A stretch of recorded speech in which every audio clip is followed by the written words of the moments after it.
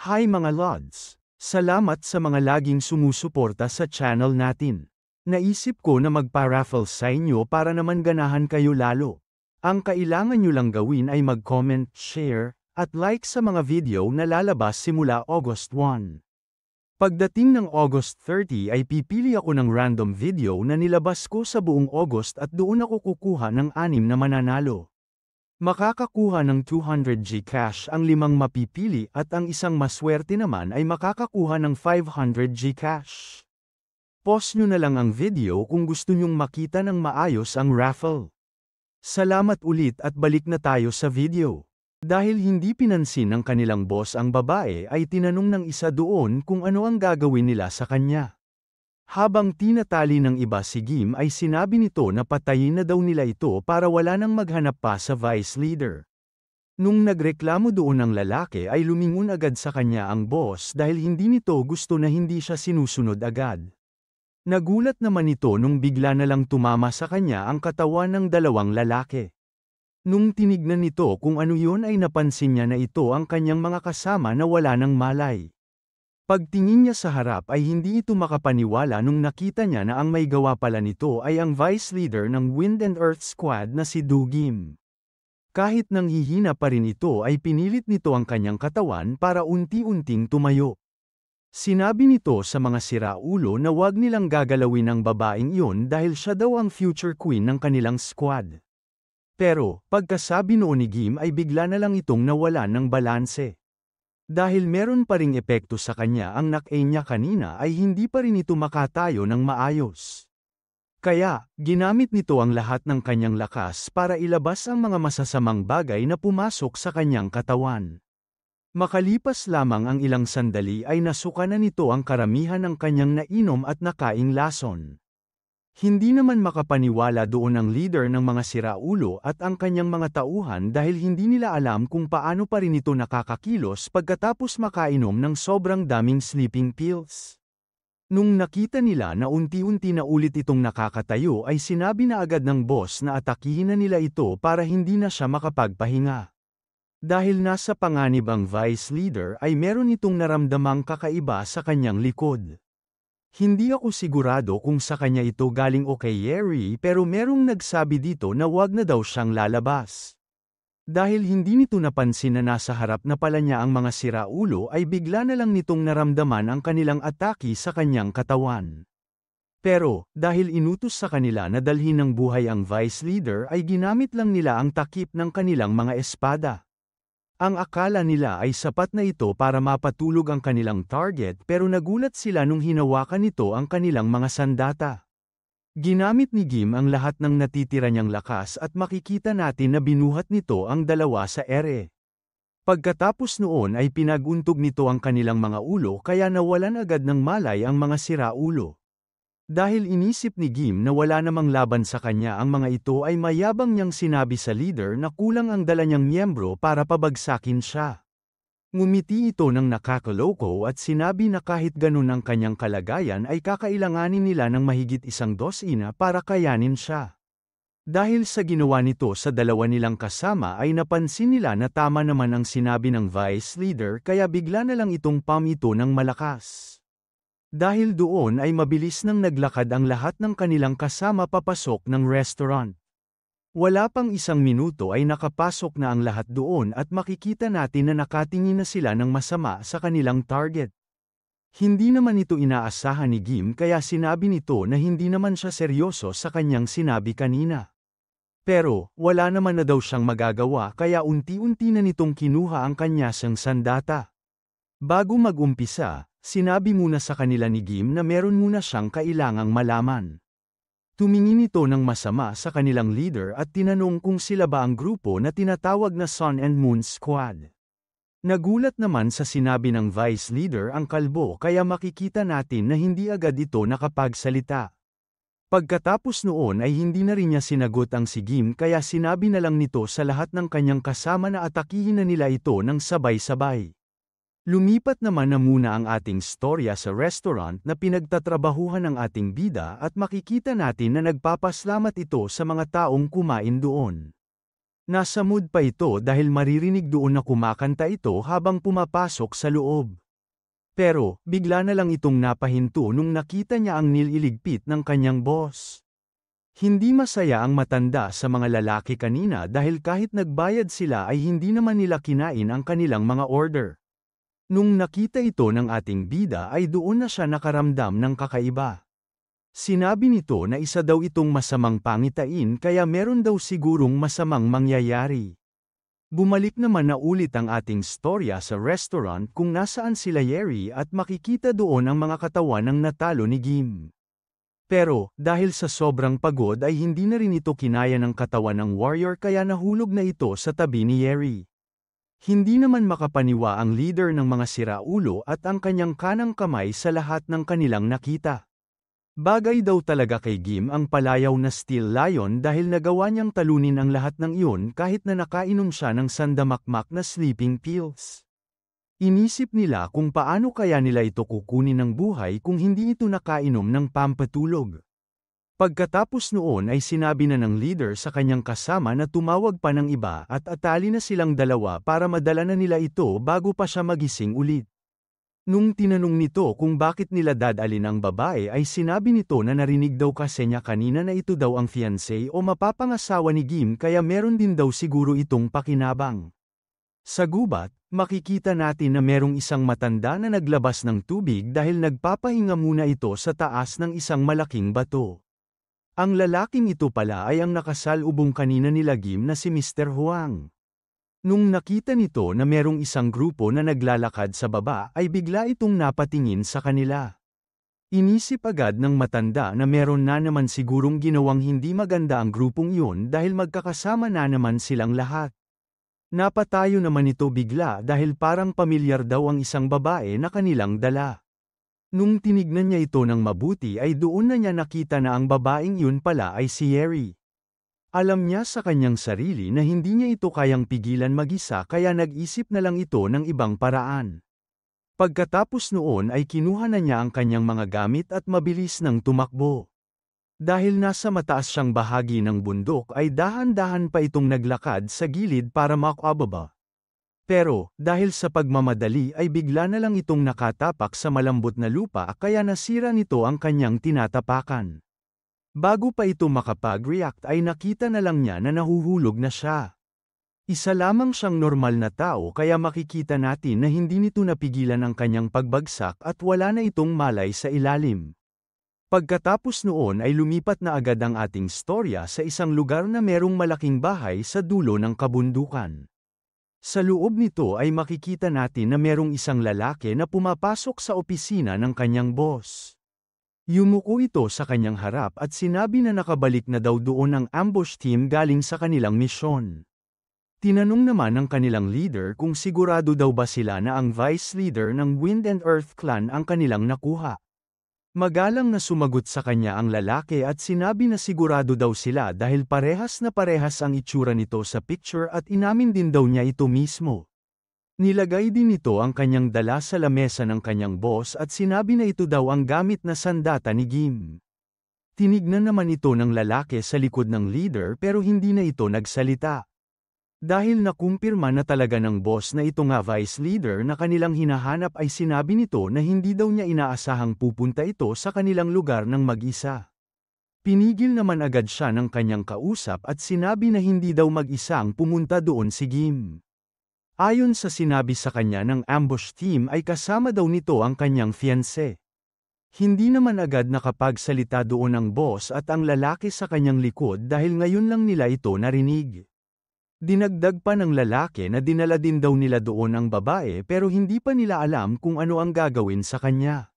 Bago sila matapos, inutos na muna nito sa kanyang tauhan na paghiwalayin na muna nila ng kwarto ang dalawang bilanggo at hintayin na lang ang susunod niyang utos. Pagkaalis doon ng lalaki ay sinabi agad ng tao sa likod na hindi daw ito pwedeng mangyari. Sigurado daw siya na walang fiancé si Gim kaya nakilala lang daw siguro niya yun habang naglalakbay at yun daw siguro ang rason kung bakit nakarating agad ito sa Yellowstone Village ng mabilis. Pinaalala nito sa kanyang kausap na mas okay daw pag konti lang ang kasangkot doon kaya kailangan agad nilang patayin ang babae. Ayaw naman daw siguro ng boss na mangyari ulit ang pagkakamaling nagawa niya dati dahil sa mga hindi kasaling tao. Bigla namang lumipat ang ating storya sa dalawang bata na nakatayo lang isa-isang damuhan. Kaya pala hindi kumikilos ang mga ito ay nakakita sila ng isang malaking hayop sa kanilang harapan. Nagulat ang bata dahil bigla na lang nagalit ang hayop at tumakbo ng mabilis papunta sa kanila ng babae. Hindi nito alam kung ano ang gagawin kaya pinaikit na lang niya ang kanyang mga mata at tinutok ang kanyang dalang kahoy sa harap. Makalipas lamang ang ilang sandali ay bigla na lang naramdaman ng bata na merong basa na tumama sa kanyang mukha. Dahil natatakot pa rin ito ay dahan-dahan lang niyang dinilat ang kanyang mga mata at hindi ito makapaniwala nung nakita niya na patay na ang hayop sa kanyang harap. Bigla na lang lumabas ang lalaki na gumawa noon likod ng hayop at pinagalitan ang lalaki. Ang sabi daw nito sa kanyang kapatid ay huwag susunod sa kanya dahil delikado sa lugar na yun. Pero, ngumiti na lang ito dahil ligtas naman sila at sinabi na hindi daw talaga ito marunong makinig sa kanyang mga sinasabi. Magpapasalamat na sana dito ang lalaki pero bigla na lang nag-iba ang kanyang itsura. Bigla na lang kasing nag-iba ang itsura ng kanyang kuya at tinanong sa kanya nito kung masaya ba siya na ganun ang nangyari sa kanya. Pagkatapos noon ay bigla na lang nagising si Gim dahil isa lamang pala itong masamang panaginip. Sinubukan nitong galawin ang kanyang katawan pero napansin agad nito na nakatali ang kanyang kamay at paa. Kaya, tinignan nito ang kanyang paligid at tinanong kung naasan kaya siya. Sa labas naman ng kanyang kwarto, pinag-uusapan ng mga bantay doon kung tulog pa rin ba ang babae. Ang utos daw kasi sa kanila ng leader ay patayin na ito at siguraduhin na huwag itong patatagalin. Pagdating nila doon ay binuksan agad ng mga ito ang pinto ng babae. Nung nakita nila na wala pa ring malay si Yeri ay mabilis na nila itong nilapitan. Tumingin ito ng masama sa kanyang katawan at sinabi na wala naman daw sinabi sa kanila ang boss kung paano ito papatayin. Pagdating ng gabi ay makikita natin na merong sugatang lalaki na naglalakad papunta sa restaurant na pinagtatrabahuhan ng ating bida. Sa loob nito ay naglilinis lang si Gang at ang may-ari dahil malapit na silang magsara. Napatingin ang mga ito sa pinto dahil narinig nila na may nagsabi ng pangalan ni Yeri. Ang lalaking ito ay si Mr. Huang at pinilit pala nitong pumunta sa kanilang restaurant para sabihin ang nangyari kay Yeri. Dahil hindi naman alam ng may-ari kung sino yun ay bigla na lang niya itong binato ng upuan. Sinabi nito na dahil lagi niyang kasama si Yeri ay nakakakita na din tuloy siya ng mga multo. Babatuhin pa sana niya ito ng lamesa pero nung tinignan ito ni Gang ay sinabi nito na hindi yun multo. Ang lalaking yun daw ang kilalang ginseng digger sa lugar na yun na si Mr. Huang. Habang binababa na ng may-ari ang kanyang lamesa ay sinabi ng ating bida na hindi daw maganda ang kalagayan ng matanda. Dahil kilala rin ito si Mr. Huang ay tinanong agad ng may-ari kung ano kaya ang nangyari sa kanya. Tinignan naman siya ng masama ni Gang at sinabi na meron kasing nagbato sa kanya ng upuan kaya lalo siyang nanghina. Sumigaw naman agad doon ang matanda at sinabi na pumasok daw si Huang sa kanilang restaurant ng sugatan kaya hindi niya kasalanan ang ibang nangyari sa kanya. Bumalik naman na ulit ang ating storya sa Yellowstone Village at makikita natin na nakahiga pa rin doon si Gim dahil hindi niya kayang kumawala sa kanyang tali. Narinig nito na bigla na lang may nagsalita sa harap ng kanyang pintuan at tinanong kung tulog pa rin ba ang lalaki sa loob. Pinabuksan nito sa mga bantay ang pinto dahil inutos daw sa kanya ng kanilang boss na dalhin doon ang lalaki. Nung napansin ni Gim na bumukas na ang kanyang pinto ay bigla na lang nitong narinig ang alitan sa labas. Makalipas lamang ang ilang sandali ay tuluyan na itong bumukas at nakita niya na merong paa na nakahiga sa labas. Pagkatapos noon ay pumasok na sa loob ng kanyang kwarto ang lalaki na merong dalang espada. Nung tinawag siya nito sa kanyang pangalan ay napansin agad ni Gim na iyon ang kanyang uncle. Habang inaalis nito ang kanyang mga tali ay tinanong nito kung bakit siya pumunta doon ng mag-isa. Sinabi ni Gim na hinihintay daw kasi niya ito sa kanilang napagkasunduang lugar pero nung hindi ito dumating agad ay nauna na siya doon. Pagkaalis ng kanyang mga tali ay sinabi sa kanya ng kanyang uncle na meron kasi siyang mga inesikaso at hindi na daw niya ito nasabi sa kanya bago umalis. Ipapaliwanag na lang niya ito lahat sa kanya pag nakaalis na sila doon kaya bilisan na lang daw nilang maglakad. Sa kwarto ni Yeri, makikita natin na unti-unti nang lumapit sa kanya ang mga siraulo.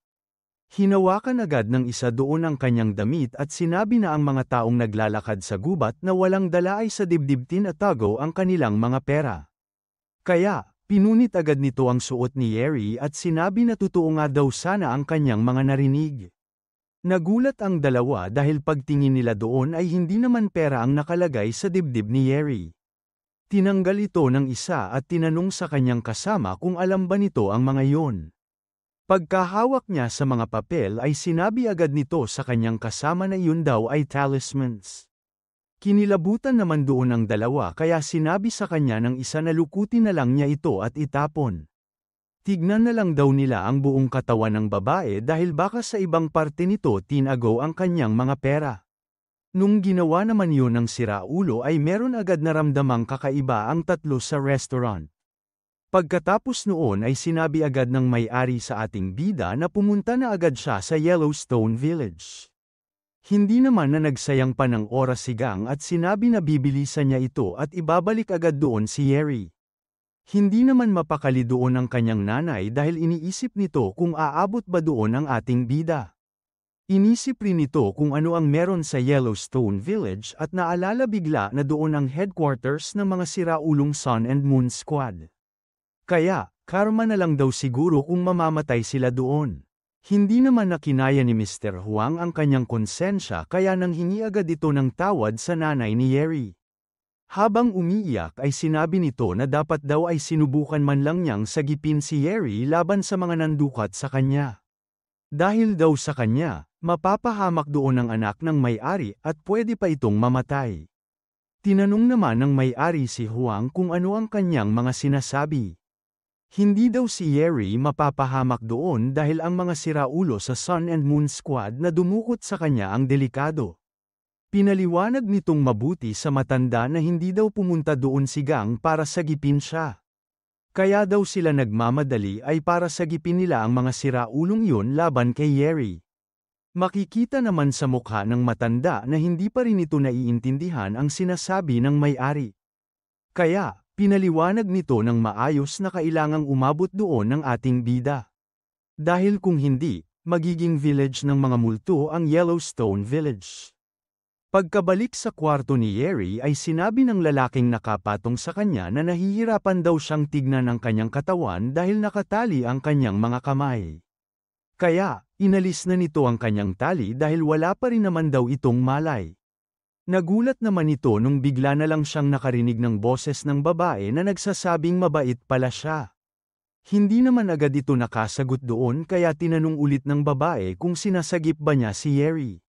Dahil hindi nito inaasahan ang kanyang nakita ay bigla na lang itong napatayo dahil sa gulat. Dahil sa naging reaksyon ng lalaki ay inisip ng babaeng yun na hindi siguro ito kaibigan ni Yeri. Kaya, seryoso nitong tinanong sa siraulo kung sinusubukan ba niyang saktang ang kanyang Yeri. Dahil hindi alam ng lalaki kung sino o ano ito ay bigla na lang niya itong inatake. Pero, bigla na lang itong tumigil nung napansin niya na bigla na lang nawala ang lahat ng nasa paligid. Sinubukan itong maglakad at tumingin kung saan-saan pero wala talaga itong nakita.